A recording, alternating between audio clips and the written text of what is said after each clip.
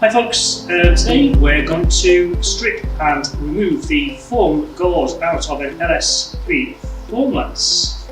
Let's take it off the workbench and we'll show you how it's done.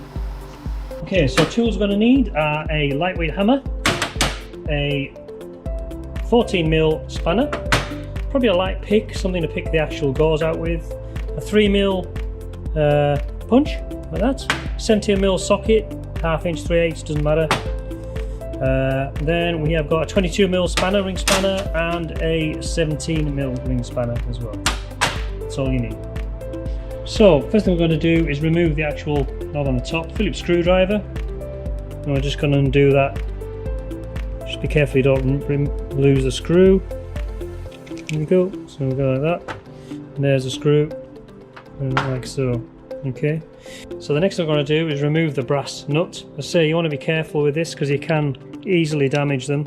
So we've got a nice decent socket on. I'm going to use a 1/2 inch driver. Normally they don't take much removing, but there we go. So remove that. Knock that off. Next thing we're going to use a spanner, a 14mm spanner, and just undo that.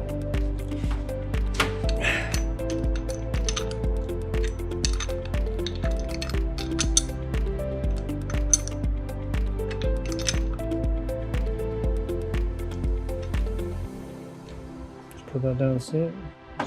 So what this means now, we can put it in the vise. We're not going to damage anything, and it's a lot more secure, so we can now remove the actual nozzle protector. Okay, so now what we're going to do is using the punch to remove this bar, the locating bar, and just gently tap it through.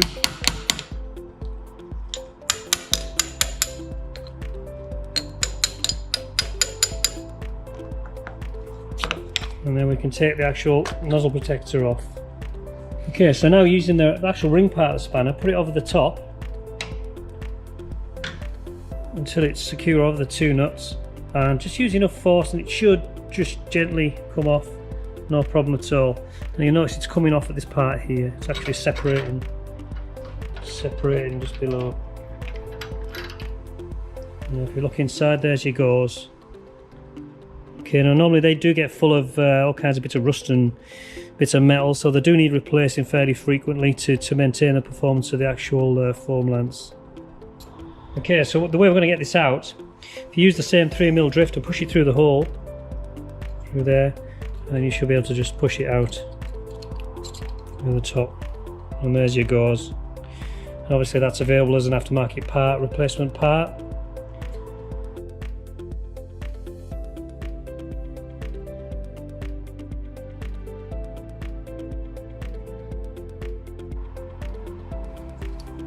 And use the bottom of the punch and just make sure that's seated in like that. It needs to be firmly. If you look where the ring is, you can see it's seated properly in the bottom there.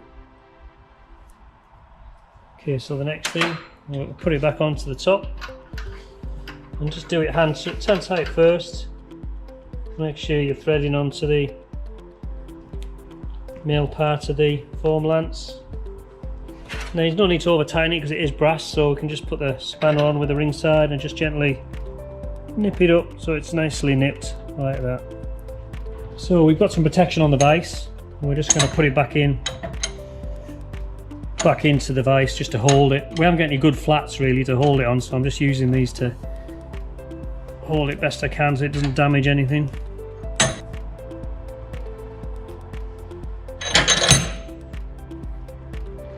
Okay, so now we're going to put the actual knob assembly onto the top.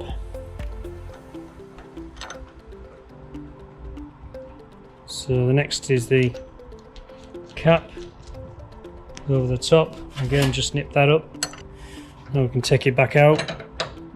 So you need to put this up back onto the top like that. Then the plastic cap goes on the top, and then the screw into the top. Again, this is just plastic, so it doesn't need to be super tight, just nice and firm. You could put a little bit of lock thread on there, it would be a bad idea, a little bit of blue lock thread. And they are not actually indexed, it doesn't really matter where you put that actually on the foam lance. Just check for function, and that seems to be fine. And it stops. That's good. So the next thing is to just put the nozzle protector back on. Again, these aren't actually indexed as such, so they can actually go pretty much anywhere onto the actual assembly. So make sure it's seated so it sits nice and close to that point. Looks good on the front. And now we can just put the bar back into the top, push it all the way through. I just want to give it a little tap just so you can see it on both sides, and then just give it another check, make sure it's not going to come out. Put your pipe back into the bottle, and that's the job done. There you go.